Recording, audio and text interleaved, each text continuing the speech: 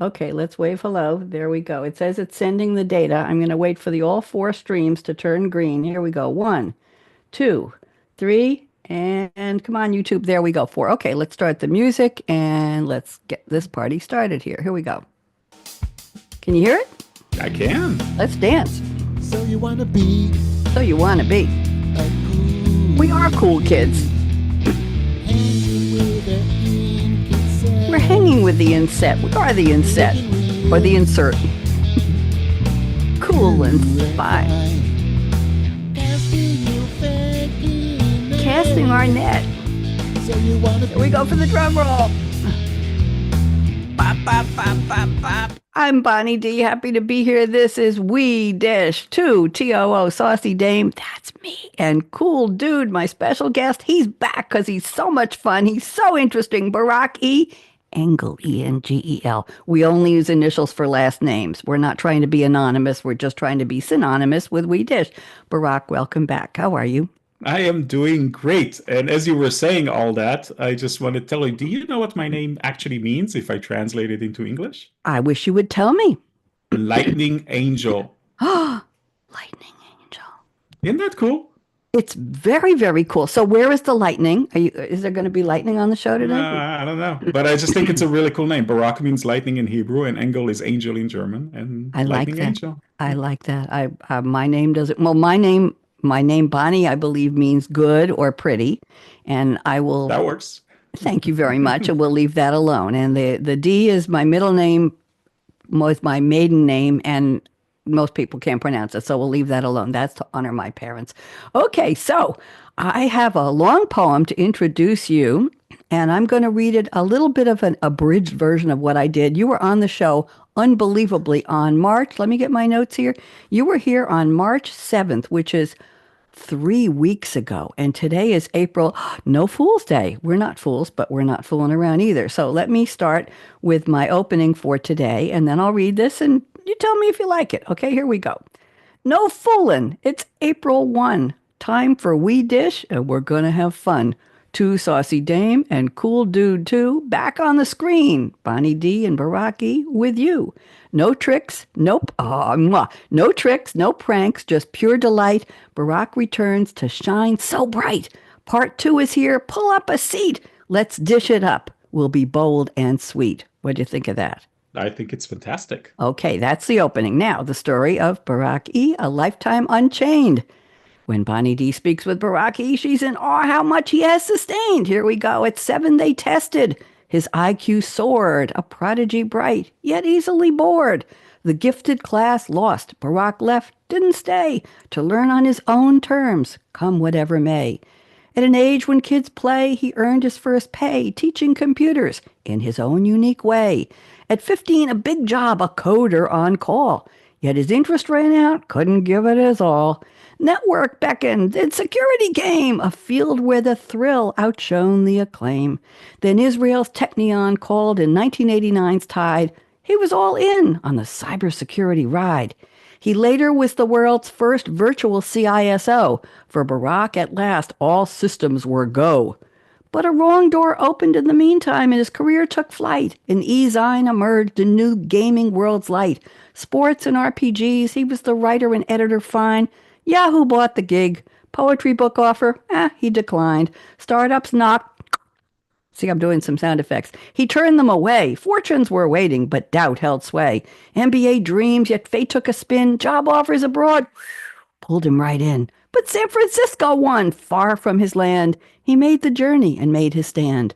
The bubble then burst, but shifting kept pace. WebEx called next. Barak secured cyber's space. Marriage, then family, his new life's world. Security was his mark in this fast-changing world. A company was born, its roots dug deep. 2 decades strong, no promises cheap. CISO for giants, his name held weight. Despite the effort, new startups knock at fate.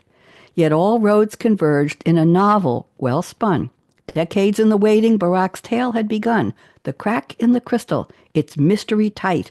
A life's worth, let's show it, a life's worth of, there we go, we can see it, a life's worth of thinking set finally to write. That's WRITE.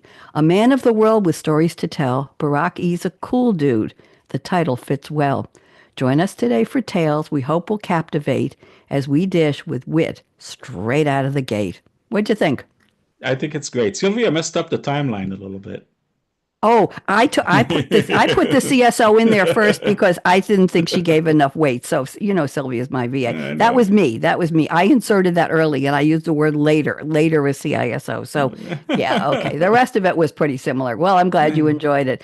So let's see. Let me finish up. We're here on We Dish, chatting on life's score, culture, music, food, and oh, so much more. Join us live or on demand, day or night. We won't be here, but that's what on demand's for. Enjoy our dishing with shared delight. Meet us for real in our live streaming glow. Are we glowing? We're glowing. Comments are welcome. Just play nice. We know who you are. We know. We dish two saucy dame and cool dude too, Bonnie D and Barak E, dishing on life's fun. Pour vu. There we go. Okay. Now we're ready. I'm ready for you. So how you been in the 3 weeks since I saw you last, friend? I've been great. I really enjoyed our last meet. Is it a meet cute now? I don't know. Well, I think we're both cute and we're meeting, so Right, it's right, exactly, right. It just possibly. happened to be, and we're sitting in the same room, clearly, right? See the Obviously, right, yeah, the obviously, the side by wallpaper, side. If I the reach up, wallpaper. if I reach over and touch you, the other There you side. go. Put your hand on the other side. There you go. There we go. Okay. Okay. Reach out, and oh, that's a commercial. Okay. Yes. So, what have you been up to in 3 weeks? What have I been up to in 3 weeks?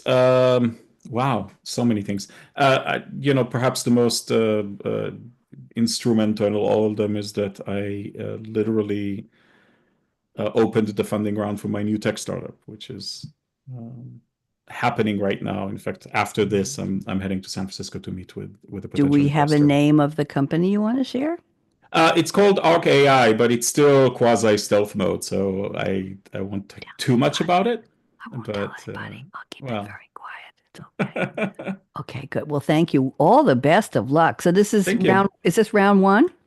This is round one. It's the super early pre-seed friends and family convertible notes, right? We spent the last 18 months doing a proof of concept, basically building a product to see if we can build a product, and got to the point where we've proven it to ourselves. So now it's time to get some money to You put say it to we. efforts. Is that the corporate we, or are there really other people with you? Co-founders, yeah. Okay. Anybody you want to do a shout out to or not? The names are Dan, Ali, and Idan, and Okay. yeah, Okay. that's the shout out. Shout out to them. If you want to bring any of them on We Dish and send me somebody, I'd be happy to take a referral. There we go. So, you got some new cool dude songs for me, dude? I do have some. What have you done over the last 3 weeks before I tell you my songs? I've got the usual. I've got about 20 songs here, but I'll change the order in which I speak to them. Okay, there you go. Should I go? Yes, go. All right. So I picked a theme. Let's see if you can figure it out. I'm sure you will. The first one that I picked this time around is very, very, very well known. You asked for popular songs, so I start with that one. Is "Smells Like Teen Spirit," Nirvana. Okay, I don't know that song. Can you hum a few bars? You got your No, guitar there? I'm an awful hummer. Okay, I'll go listen to it. But And why "Smells Like." why is that song good for you? Well, I mean, this was the grunge rock of the 90s, right? I mean, that's the song that really started the whole thing. But what I kind of love about it is that in so many ways it was accidental.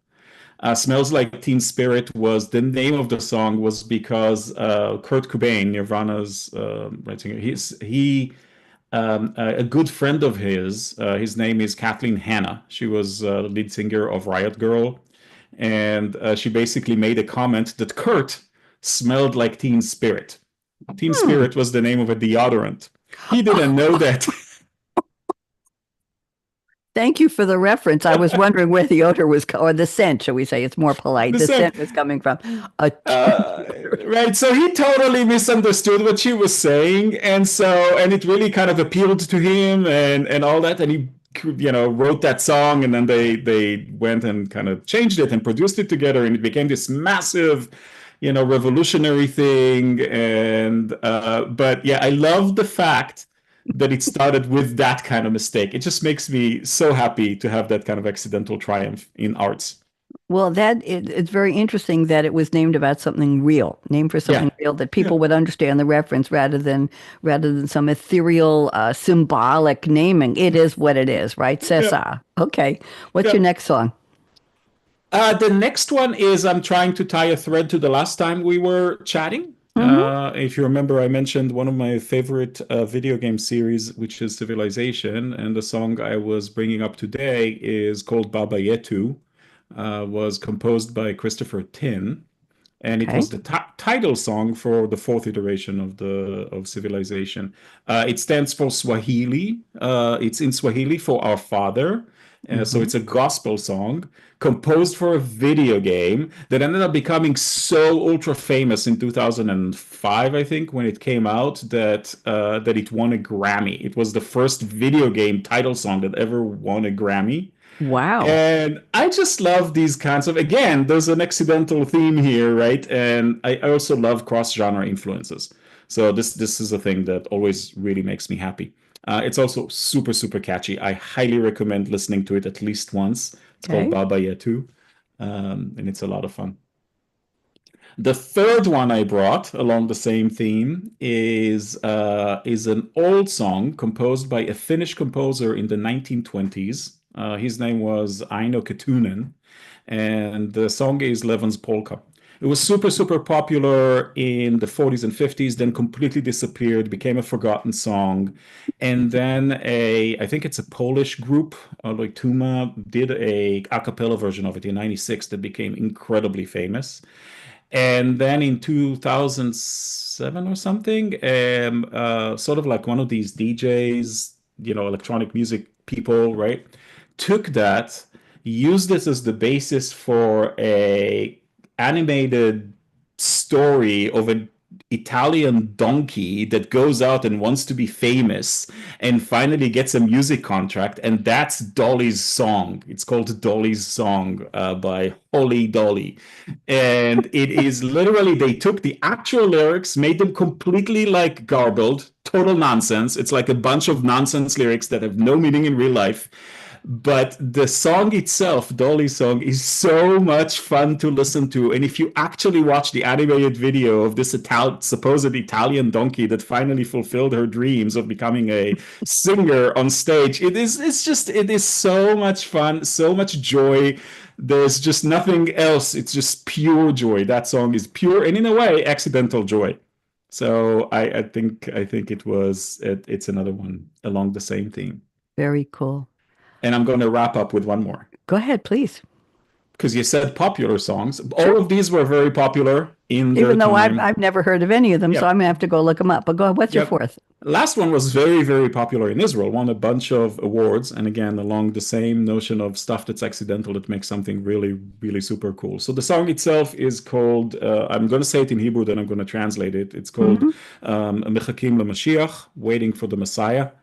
And it's a song, it's kind of a sad song about a sad time in the history of the country, but in particular, it's a bunch of people sitting in a room waiting for a guy whose name is like in English, guy's name is Jesus, right? So they're waiting for a guy named Messiah, and it's after the Lebanon War, and there was a huge crisis, a scandal with banking stock prices that were controlled by the banks themselves, and for many years created this idea that bank stocks can always go up at a very measured rate. They basically bought their own stock. It was a really kind of like badly regulated marketplace. And then there was finally time to come to pay the piper, and everything crashed. A lot of people lost everything they had. Many people like ended up committing suicide. It's all the song Hmm. about that. It was a really kind of a bad time. I think the thing that most exemplifies that crisis, the banking crisis in the early 80s in Israel, was the Minister of Finance went on national TV in the biggest show, like 60 Minutes, whatever it is, right? The equivalent in Israel, and basically said the statement that the public are idiots and so they must pay for being idiots, right? That was literally the Minister of Finance of the Whoa. government of Israel saying that. why I bring this up in the story, other than it's a really great song, what really makes the song great is that it is a song about sort of a very challenging moment, right? And you'd expect it to be sort of slow and moody and sad, but it's like very rhythmic, very kind of like quick, very fun. And the reason for that was a misunderstanding between the writer and singer of the song, right? And the producer, who ended up rhyming, like putting a beat on the song that was 4 times as fast as it was intended. And it created this almost pop song, pop ballad, right? Instead of like this very sad, moody, and just made the song so much better. So I love accidental triumphs, and that is the thread that runs through all of these today. Oh, you just brought to mind something interesting. I was living in Durham, North Carolina, and I started playing drums when I was there. And we had a chorus, a community chorus. And one of the woman in the chorus recommended me for, it was a holiday concert for Christmas, a little bit of Hanukkah songs in there, they had to, but mostly Christmas songs. And they recommended me to this ad hoc band they put together with various people sitting on the side of the stage where the chorus was standing. And they gave me one of those bells, the wooden thing, the stick with the bells on it. It went bing, bing, bing, and I was shaking the bell. Well, this thing weighed about 10 pounds, and it was hard to hold and hard to shake. So one of the women was an accordionist, and her specialty was the Christmas song, da da da da da da da da da da da da da dum, and the sleigh bells and the horse. So it was supposed to be me playing the bells when it got to and the horse was neighing, and somebody's going, "Nay!" All that. Great. Wonderful. We did it 2 or 3 times. The first time we got to her song, she decided to increase the speed, Barak. So instead of da da da da da da da da da da da da bang bang bang da da, it was da da da da da da da da da da bang da da da da da da da da da. And my hand is going up and down, and I'm holding this bell, and these 20 bells on this thing, on this sleigh bell, and we're all trying, and the drummer next to me is going like this. I don't know what got into her. All I use is the word speed, but it was quite an interesting experience talking about speeding up. We got through it, but I felt sorry for the horses pulling that carriage because they were really chomping through that snow. But I had another thought. I'm going to share something with you, and I mentioned this, instead of giving you the usual songs that I do, I'm going to share my screen and show you something that I found this week. And I think you know what it is. Let me go to the desktop here. I was looking through my archives and I found this article I wrote in 2005, April. This is 20 years ago this month. And I was a stringer for a paper called The Improper Magazine in Long Island, New York. And they would give me free concert tickets to the Westbury Music Fair, which, as you can see in the first line, was renamed the North Fork Theater. They sold the rights to the theater name after a while. Theater in the Round, very popular, very large. Name acts came from all over the country, all over the world. I saw, I'll give you the names after, but I was asked to review the Patti LaBelle concert. Now, she's obviously still around and unbelievable. This concert was March 26, 2005, and I used my full name as the byline. And I sat in the 14th row aisle seat with a press pass. I went in at the will call and picked up my press pass, and I had a full view of the stage. I was using a Kodak DX6490 digital camera, a big one, and I couldn't use a flash because it would have disrupted the audience. I could get full pictures, as you can see, full lighting from the 14th row aisle seat. I did all my own photography. I did a concert for Johnny Mathis, who I met backstage, and I cried. Neil Sedaka, B.B. King, I didn't get to meet him. The Smothers Brothers, Basha. I don't know if you're familiar with Basha's songs. I was in love with her music for a while. Comedy acts, unbelievable. So this was I'll just read you the opening here. Star, legend, diva.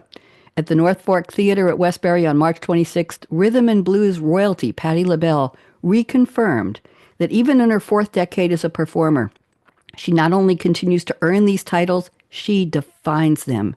At her 2nd concert here in as many days, thousands of clapping hands serenaded the red-coiffed Très Belle LaBelle along her descent from the wings to the gift-adorned stage. That was how I was writing in those days. What do you think? I'm reading the rest now. I'm like, I want to see all of it. I'll Can you read a send little. a link? Can you I'll send me read a a little link? more. An elegant white fur double stole draping her sparkly lavender floral mini length party dress. The 60-year-old Miss Patty gingerly navigated her life challenging purple stilettos toward center stage to bask in the evening's first standing ovation. Oh, those gorgeous gams and that all knowing smile. I'm crying. She loved us. We loved her back. Preaching to the choir. When you wake up in the morning, thank God, she launched into It's a Brand New Day. And as if by spontaneous combustion, a theater wide chorus joined in. They just knew it was okay to sing with their diva. What do you think? I love it. And I Thank always you. love when I love doing it myself, right? Yep. I love when a writer reads their own work. Oh, thank you. That's so That is sweet. that is just it adds, it adds something that you just cannot that you cannot capture in the words themselves, Yep, right? There's absolutely. there's something very special about that. So Thank you thank you. very I thank much. you for that. Thank you for I that will gift. s- I will send that to you. You're welcome for that gift. Let me go and get the music sharing back on here, computer audio for later. Okay. I just realized my exterminator is here waving to me outside and he wants to get in the garage and remove the webs, but it's going to have to wait. So I'll do those myself. Okay. Here we go. So, my songs, let's just go with Patti LaBelle songs. That would be absolutely fine with me. Plus the Donna Summer discography. She works hard for the money. Hot stuff on the radio. No more tears. Enough is enough. Last dance. I feel love and heaven knows. Those would be my songs. So let's go to our off the top segment. Here we go. What do you do at the start of the day, either drinking or food that powers you? Barak E, what do you think? That's interesting. So I don't eat breakfast. That's one Okay. thing. And I also have this, you might call it a rule where I want to wait at least an hour and a half after I wake up before I take a cup of coffee based on perhaps woo-woo ideas, but there is some research that suggests that you wanna do that before you get your first coffee in. So typically I don't do anything until that first cup of coffee. Other than what I call blue water, right? So this is not an advertisement for Powerade, but I'm addicted to this thing, and it's basically water with color and taste. And that's really how I started. I start with my usual banana milkshake, 6 to 8 ounces of 1% milk, a can full of frozen sliced strawberries unsweetened, a squirt of raw agave syrup instead of sugar, sometimes a little tiny bit of strawberry ice cream, sometimes a teaspoon of unsweetened cocoa powder, and a banana. And I blend it on my single pulse blender. It's a single shake size, 12 ounces, and doesn't have an on switch. You just keep pushing that pulse button. And I have a reusable straw that I clean with a pipe cleaner every night.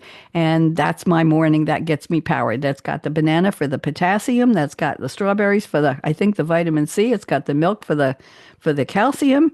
I think it's what I like. Sometimes I put spinach in, it turns green, it tastes disgusting. So I stay away from not too healthy for me. Next, if you could be a superhero, who would you be and why? That's a new one. I just added That that is a last new night. one. Give me yours first while I think about it. Give you mine first. Superhero. I wouldn't want maybe somebody like Wonder Woman, but not quite so Amazonian, with the shield and all of that. I would like to be able to see, not X-ray vision. I would like to see more of what people are really thinking in their hearts. I would like to have that power of seeing what people are really thinking in their hearts. That's all I'll say. So, what do you think? I'm just always so jealous. I mean, of course, it's the writer's job to do this, but I'm always so jealous of Deadpool's humor that, can I have that? Can I have that? Okay. Interesting. Okay. Let's go Yeah. to if you could be a musical instrument, what would you be and why? Ooh, that's new Wow, too. that's an interesting one. I tend to find that might be weird, but I tend to find that flutes are incredibly intimate. I There's played the something fl- just I played the flute in my high school band. I was the okay. flautist. What Yeah. do you Oh, what do that's you cool. what do you like about flutes? I don't know. There's something I find them to be like they're compact, right? And you have to, you put them to your lips, right? Let's start there. That's already makes them kind of intimate, right? But there's Yes. something about the way that you have, not that I know much about it, but in my mind, right? The way you kind of have to control your breathing in order to produce truly beautiful sound from the flute. And you do that, in what looks like a permanent kiss. I don't know. I want I to be never kissed. thought I of want to that. be kissed. I want to be kissed and breathed into like that. I won't tell. I want to be my drums. I want to be my drums. I want to feel that beat. I want to feel that hit. I want to feel that pulse of life from a drummer, from me or from somebody else. Maybe Sheila E. I saw her in concert once, by the way, accidentally. Accidentally took somebody to a concert in Durham for his birthday, a friend, and I think she was on the bill. Here's the deal. Cheap seats. These were folding chairs in this place that used to be a market, and it was a couple hundred chairs, and they were selling food in the back, and they had food trucks out front. Kind of hinky. I don't know if that's the right word. Kind of hick, and it was interesting. And she was nowhere to be seen, Patti LaBelle. It turned out there was a music school that was sponsoring this, and their acts that were ready for almost prime time filled the first 2 hours. And we saw unbelievable talent. We saw bands, we saw solo singers, we saw duets. It just kept coming, and I'm saying, "Oh my God, what did I do?" It was like 3 hours long, Barak. And at the end, Sheila E. comes on stage in this outrageous velvet and sequined outfit, and she takes off her shoes. I'm sitting in the first row on the side of the stage on these folding chairs. I'm taking pictures as often as fast as they didn't say no pictures. And they had an extra ticket price. You could get your picture taken with her in the back afterwards. I don't think we stayed around for that. But I was just learning drums. I was just starting to play. And Sheila E., one of my heroes, my heroines, saw her in concert. It was quite an experience because there were so many other performances going on that we had no idea. So there you go. So I would like to be a drum. And she moved all over the stage. She was playing the kettle drum, and she was playing this, and she played her own drums, and she sang, and she moved. She was like a whirling dervish. You couldn't see her in one place. She was in the other place so fast. Quite the performer. So I would like to be drums. Next one. Vacations, favorites. Where would you like to be? Where have you visited? Let's go with top two favorites. What's your best place you've ever been that was just left a great memory or a great impression or stayed with you? Well, I mean, there's a very recent one, Yeah. which the trip I took to Liverpool. But the reason it was such a memorable and incredible and lifetime trip is because it was the fulfillment of a lifetime dream, Hmm. a childhood dream of going to watch my favorite soccer team, Liverpool, play at their home stadium, which is called Anfield at Liverpool. But honestly, the town was, I've heard a lot about the town. It's one of the poorest towns in England traditionally. And you kind of walk in and you expect it to be different than it really is. It seems like the place is, from my dumb tourist impression, seems very alive and revitalized, and lots of what it feels like new buildings and new storefronts and a really cool downtown area. And so absolutely gorgeous. So I was, and the docks are wonderful, the St. Albert docks, and I know there's a lot of bad history there, but at the same time, what they've been doing in the city made it such a cool place. And I got to visit, it's really cool. I always like to do this if I know somebody somewhere. I said, tell me where I should go to, the tourist wouldn't know to go Yes. to, right?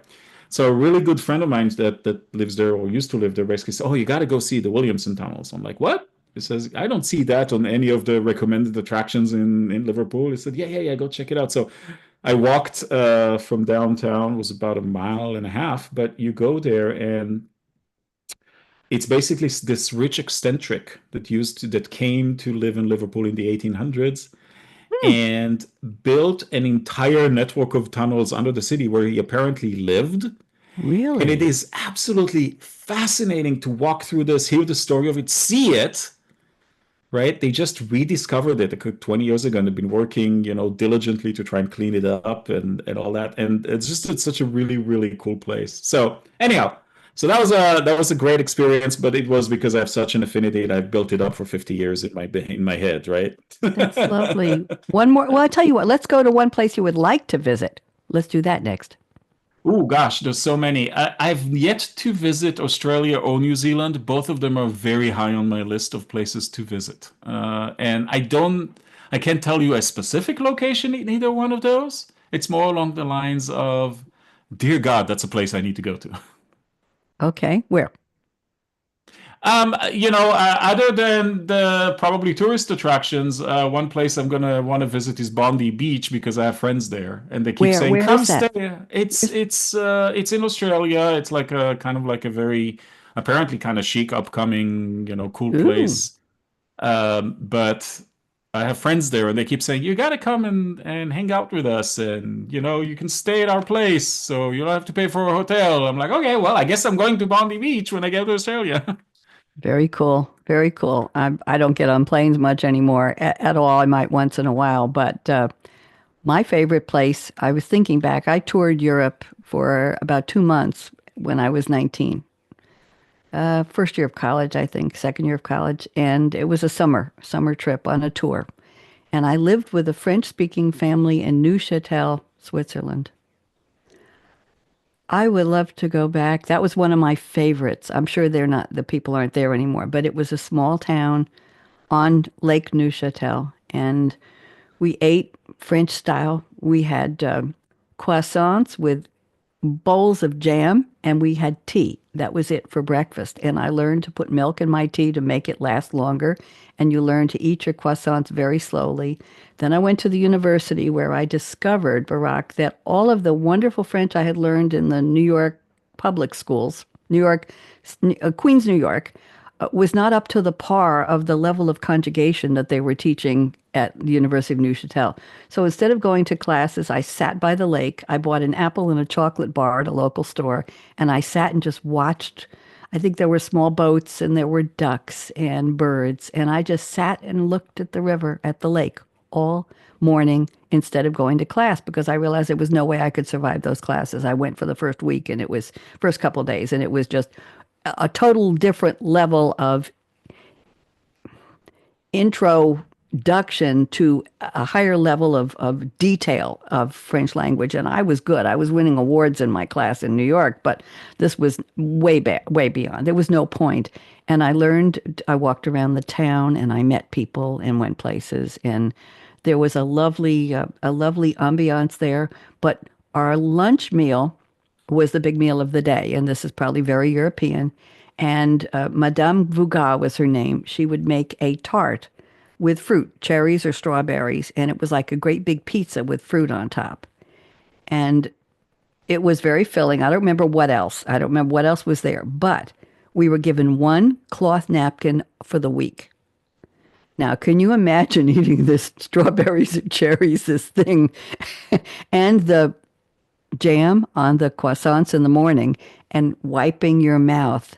By the end of 2 or 3 days, it looked like a Dali painting or a Picasso painting on your nap. So you'd fold the napkin so there was a little bit of white showing when you put it on the table because she wasn't going to do laundry every day. And they had one of those huge clawfoot tubs. The tub was on the top floor in a shared bathroom there. I think there were four other teen girls with me from other places around the United States who were on the tour, and we all stayed with them. There were other homes that welcomed the rest of the people on the tour, and we had a tour guide named Mary, and it was lovely. We went to Tivoli Gardens, we went to London, we went to Paris, we went to Florence, we went to Venice, and we had a really, really great summer. So I would love to go back to the peace and quiet. As far as where I would like to go, that was a memory. I'm going to combine those. I'm going to say that I have the memory and I would love to find a place that tranquil and unbusy, untouched.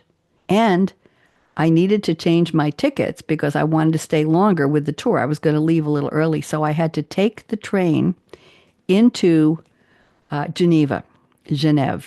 I got on a train in a foreign country by myself. And it turns out a man named Brooke, his first name, who was one of my friends from Hebrew school in Queens, New York, was working in Geneva for the summer, and our parents had dinner together, and they mentioned this to each other, and they put me in touch with him. So I went into Geneva on the train, and I met him, and we had lunch, and I went to the ticket office and bought an extension to my plane ticket. This was a long time ago. And then I think I went twice to Geneva, but quite an experience being 19 in a foreign country, all by myself, speaking very good French, I thought, on the train among local people. It was quite the trip. It was quite the trip. Remember, that's amazing. You remember those booklets that were like the plane tickets, right? That you Oh, would yes. get? Yeah, remember those? Oh, Oh yes, my yes. It God, was a yeah. folder and it had a little Yeah, it was pocket like it inside, has like a thing, yeah, and they boarding would, pass and all that. and then you were on the plane, and they literally take out the voucher for the flight out of your little booklet, right? You know, that's they like you go on a bus. It was great. Yeah, Those it were the was. days. You Those know, were, he reminded me. I toured pretty much all of classical Europe multiple times, but the one time I remember you just reminded me because of France. In France, I'm sure pretty much anybody who's ever spent time in France has a food story. But one of those trips, me and my girlfriend at the time were staying for a couple of weeks in an apartment that belonged to her aunt in the northern suburbs of Paris. And the first night, I wake up at like 4:35 in the morning. An incredible smell is wafting through the window, and it wakes me up. yeah. Like, what is that? And I'm kind of like following the smell down the stairs, 3 floors, and turns out that the bottom of that building was a patisserie, and they were just kind of basically Oh, opening their doors. And I got in line with like a few Parisian housewives, whatever it is, and I went and bought a baguette and a bunch of French butter, this incredible butter that just yep, melts on the thing, yep. still warm.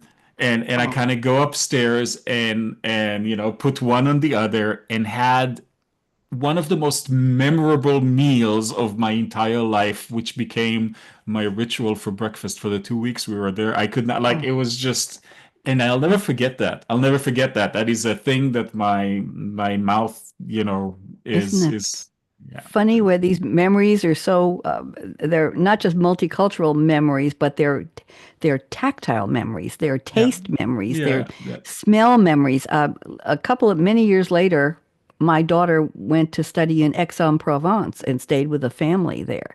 And we made an arrangement where I was going to fly over and meet her in Paris. She took the train up to Paris.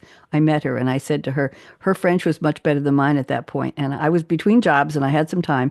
And I said to her, I'll be the banker, you be the speaker, you be the translator.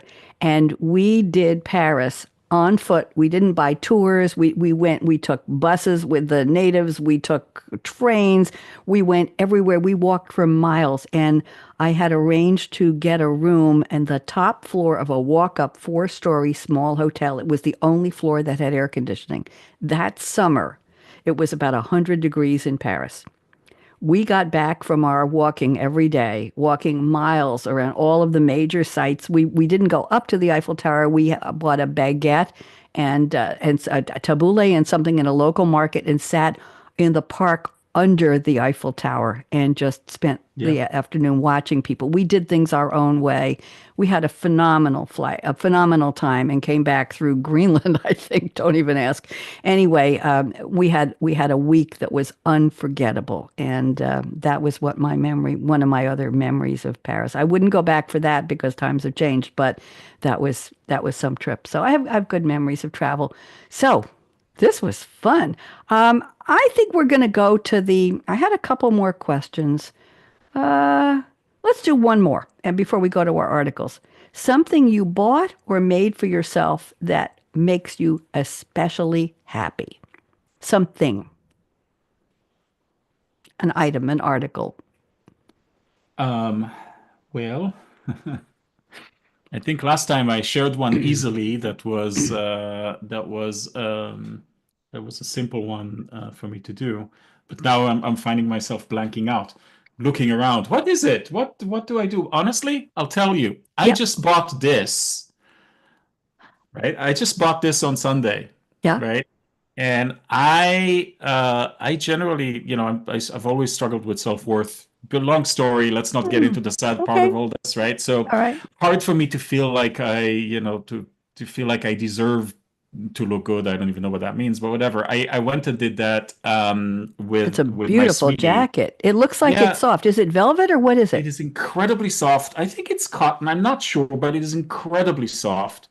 And the thing is, the reason I want to bring this up because it is a moment in this moment brings me a lot of joy. I bought it, and usually this would be sitting in my closet for several years before I dare to put it on for the first time. Right? I just bought it on Sunday, and I woke up this morning. I'm like, screw that! I don't need an opportunity to put this thing on. I'll just put it on and walk around it in the house.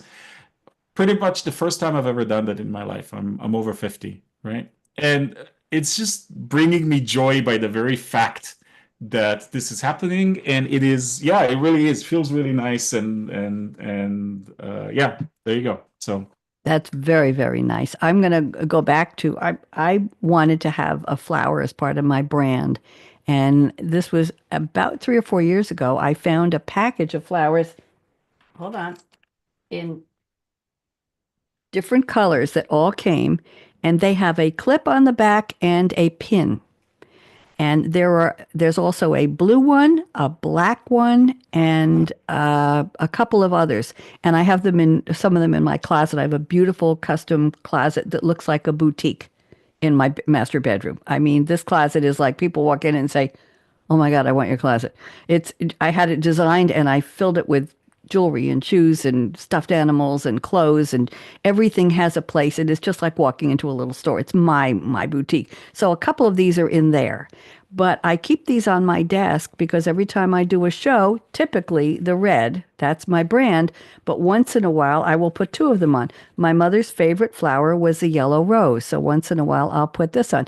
I've used some of these so often that the back has broken off. The this is, you can barely use this anymore. The clip barely works and the pin broke off, but I still once in a while will find a way to pin it onto a lapel. Sometimes I'll wear two of these. And this was just a couple bucks, I think, on Amazon. And I bought the whole package of the flowers. And they just make me happy. Isn't that I like silly? it. I love it. That's exactly the meaning of right. Whatever makes you happy. Isn't that just silly? I think it's silly, but you know what? It's part of, yes, it's part of my uniform. It's part of what I do and of who I am. And I love your jacket. It reminds me, I don't know if I shared this with you last time, but I accidentally bought a weighted blanket for my bed. Did I tell you that? No. I wanted a new bedspread and I found one on Wayfair. I think I buy a lot of housewares there once in a while. And it was looked like red, like a deep velvet with a pattern in it, like a big circle and things in the circle, but it was red on red. And I said, that looks really cool. So I bought it. It didn't have the shams, it didn't have the pillow covers, it didn't have the footer around. It was just a spread to go over the top, not to the floor, but mostly it's a queen size bed. Package arrived, Barak. I could hardly lift it out of the bag. It turns out it is a weighted blanket. It is so heavy that when you put it on, you need two hands to move it into place. I can't move the sheets underneath it at night because but I found out that I didn't see that in the information. I didn't see that in the details on the product. I adore it. I cover myself. I bring it up to my shoulders at night. Sometimes I keep the house fairly cold at night. I bring it up right to here and it hugs you. It doesn't do this, but it just blankets you with this sense of warmth and comfort and security.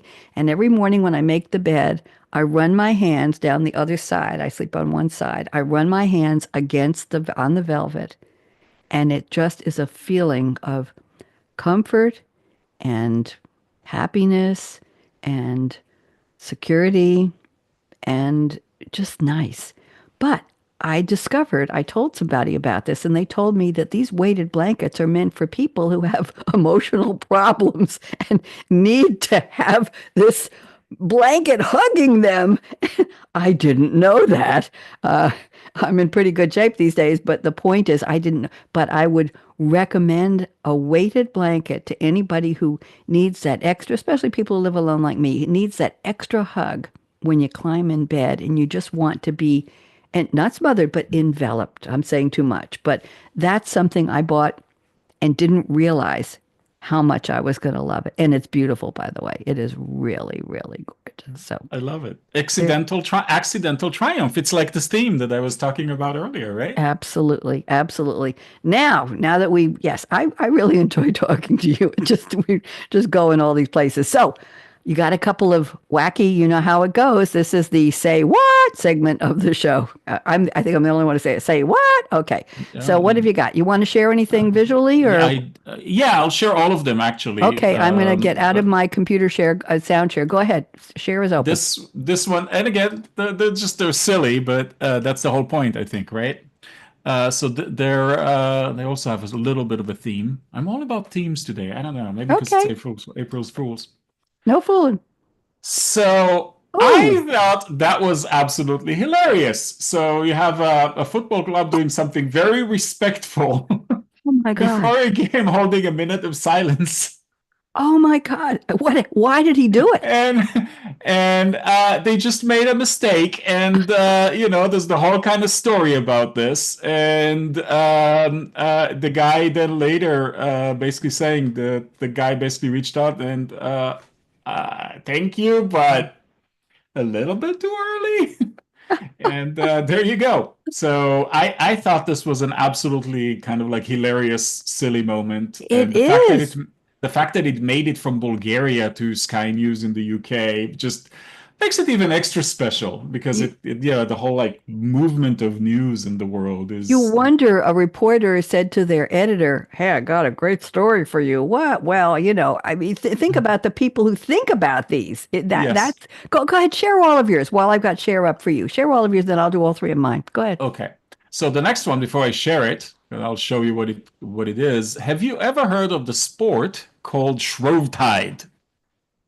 I seriously doubt it. Yes, I'm sure most people don't. This is from the AP, Hmm. right? And they claim that it's the ancient version of soccer, but not really.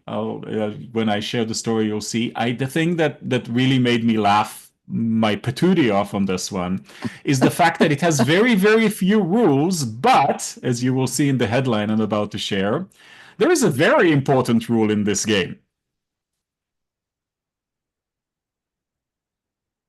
Oh my God. No murder is an actual written rule of No. Shrovetide. No. Yes, No. And how do you spell Shrove? absolutely. I see it. Shrovetide, Royal Yeah, Shrove Tide. yeah. Yeah. So no murder is a rule, and it's played over like a whole day. It's like 8 hours, and basically it's like take a ball, run through the other side of town, and dunk it in a goal if you can. But you have like 500 or 1,000 people on a team, It right? sounds And it like is Survivor for the masses, doesn't yeah, it? I know. Total chaos. One of the key aspects of this game, which I've heard about many years ago, I just figured I'll bring it in today because there was an AP story about it. Is that the key strategy is like most people don't even know where the ball is, right? You have 1,000 people chasing this thing, right? Most people have no clue. It was literally just shoving each other, presuming that if there's a group of people shoving in one direction, they might own the ball, but maybe somebody else is sneaking on the side and running on the little alley through the water or whatever, right? It's this utterly sort of hilarious, a good spirit. People wait for it. It's once a year that happens, right? And yeah, it's like the royal family approves it, right? It's the whole. So there you go. That's a say what. If I ever heard of one, that's a say what. So Right, what's your third one? my third one, which made me laugh pretty bad, is this one from NPR, and this is about a bunch of parrots that have picked up from humans because humans are who we are. And they basically are, they constantly swear and curse. There's tons. You can find videos online. I looked it up, of these parrots, swearing at people using the truly the foulest language you can think, right? And I see they've obscene become, noises in there. Go ahead. yeah, Well, this is NPR. They're not going to put all this stuff in. The links are pretty good, but yeah, it's like, and these people, these parrots are, of course, now slowly or fairly rapidly now becoming like an internet sensation. So here you go, you get to hear about it before they do. But yeah, I just love it. I love the whole thing about, we have parrots who can mimic our voices and what we say, and of course, what do humans do? We swear. We teach them to swear. Very, very interesting. You're bringing back a memory. I'm a regular media guest, a media panelist at the National Publicity Summit, where I meet new authors, wannabe authors, budding authors, repeat authors, mostly self-published, for my Monday show, Cool Conversations with Creatives. And they pitch me 2 minutes on the clock with a monitor with a stopwatch and all of that. And I do them online now. They do them virtually. Used to be at the Hotel Penn, which no longer is in existence, at across the street from Penn Station in Manhattan. Okay, I live 26 minutes away on the Port Washington line of the Long Island Railroad. It was an easy trip, one train, right in the city, come upstairs from Penn Station, cross the street to the Hotel Penn, go to the ballroom, and I was one of 20 people on a 3-tiered dais meeting 100 people who had paid to be there wanting to meet the media. And they did 6 sessions in 2 weeks, and they met hundreds of people. I was one of that panel. Okay. Well, I used to read a poem. Are we surprised? I used to read a poem and call myself the desperate woman of radio because I had to book 50 shows a year with 3 or 4 guests per show, in addition to business shows I was running as well with 4 panelists a week. So I was looking for hundreds and hundreds of guests a year.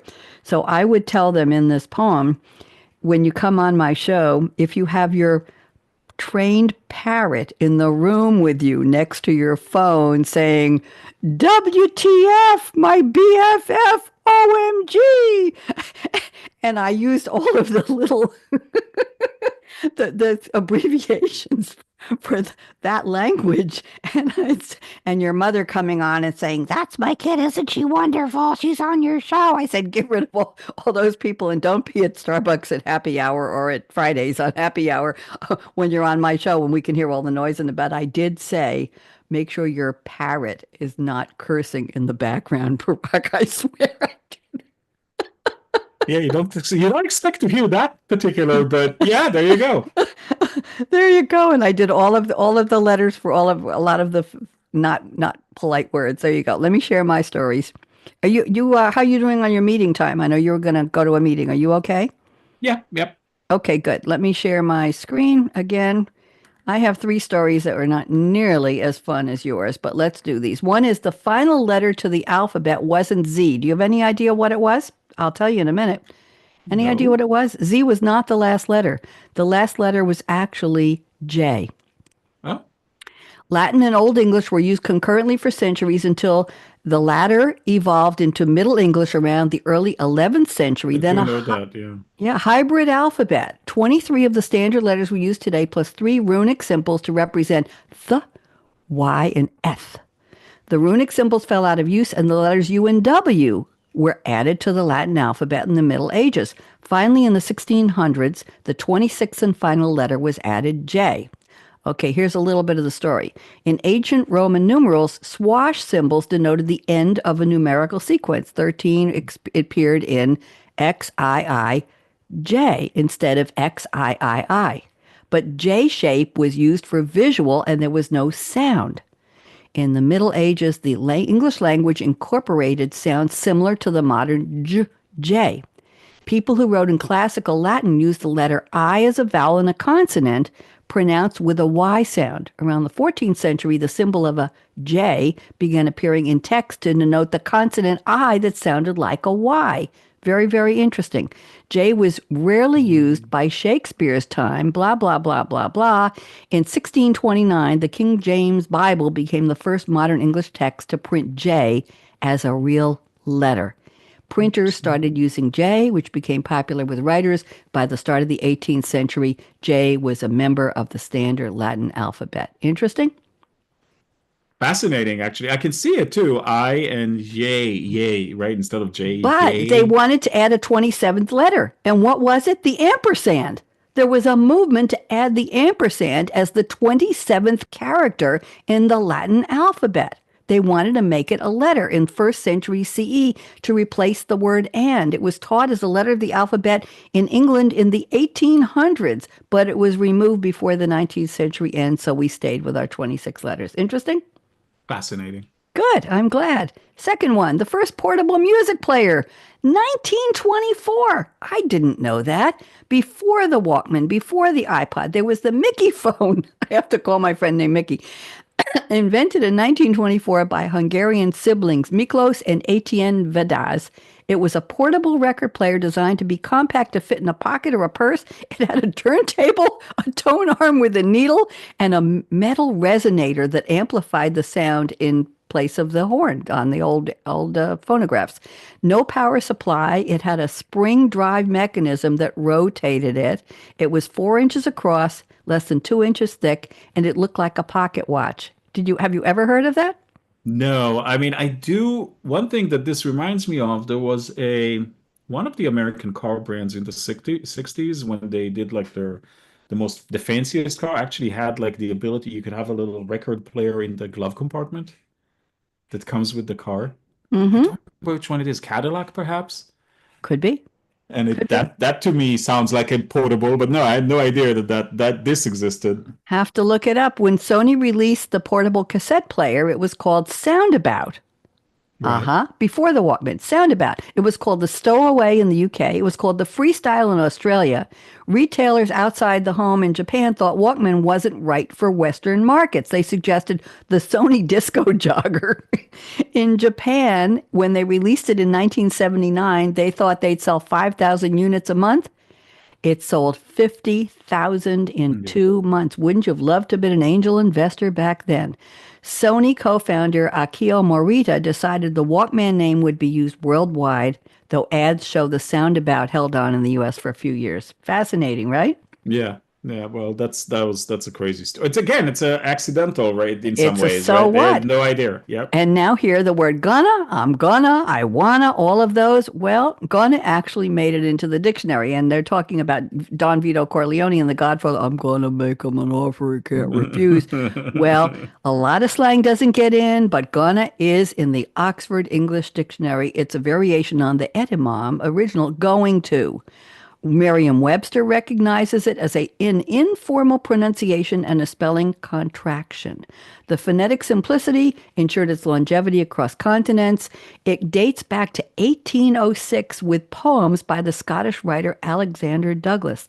Now, Willie lad, I gonna give ya three directions. It was like a genesis of the contraction. By the late 19th century, the versions were guana, Gaunna, Ghana, and goin with an apostrophe. It finally emerged in an article in 1904 in the Daily Times in Watertown, New York. Today, it's so part of the conversation, it's de facto for going to, and now wanna for want to, gotta for got to, and kinda for con to, all kind of emerged in the 19th century.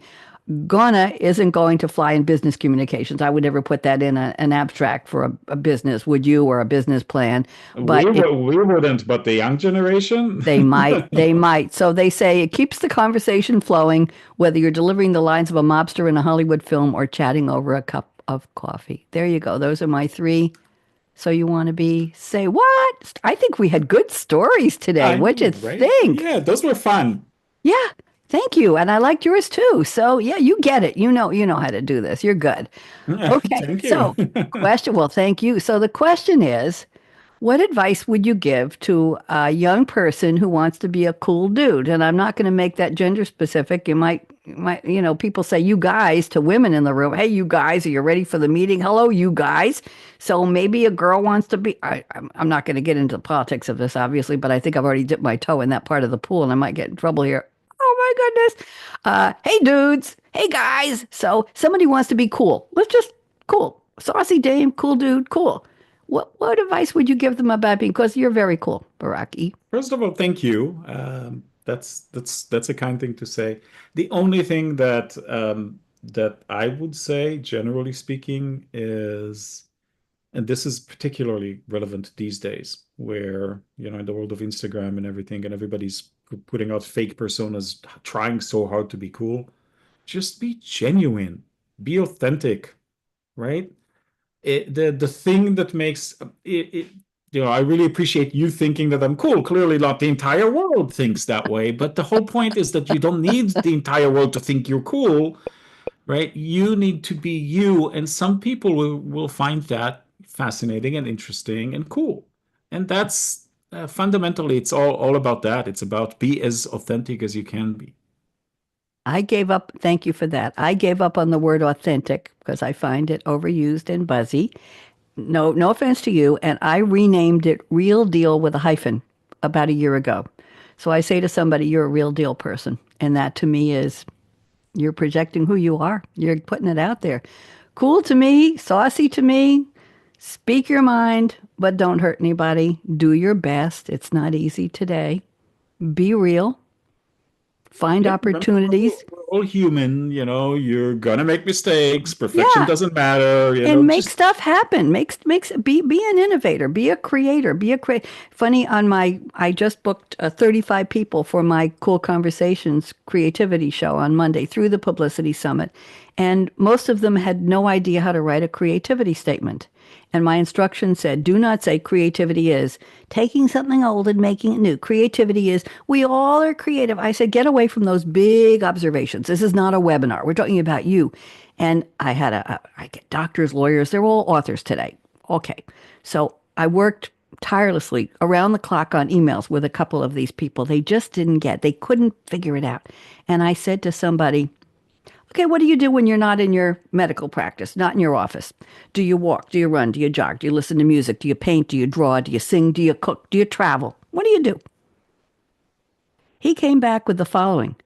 I'm a marathon runner.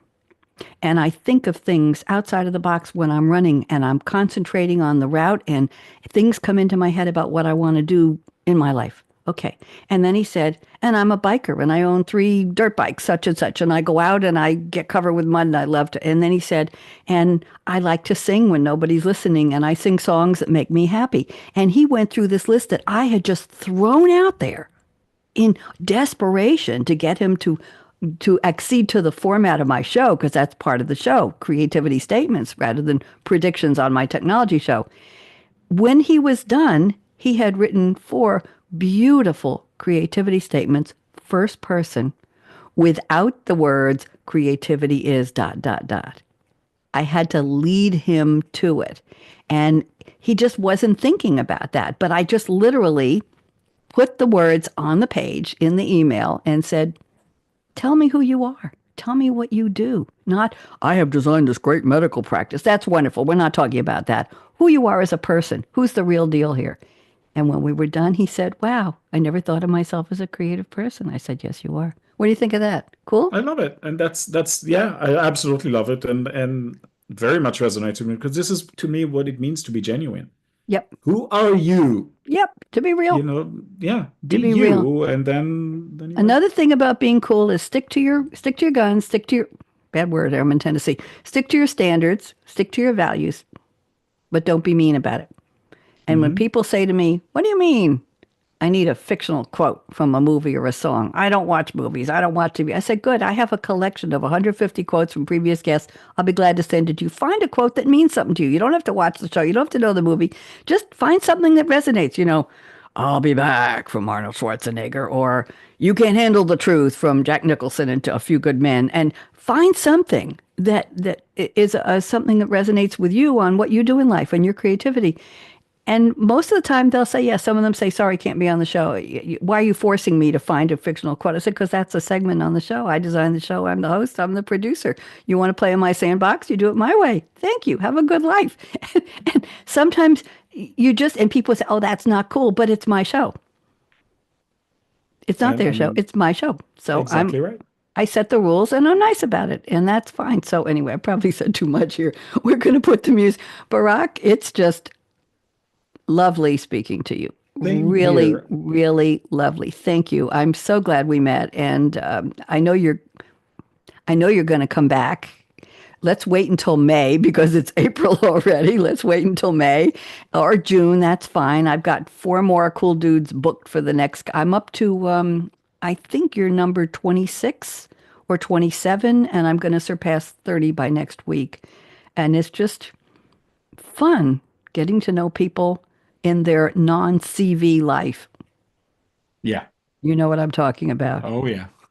I've made 20 media appearances. I have started 15 companies. I've lived in 1900 countries, and that's it. Okay. Well, do you do anything? What do you do? Who are you? What's your life about? Oh, I couldn't tell. Yeah, but maybe you could.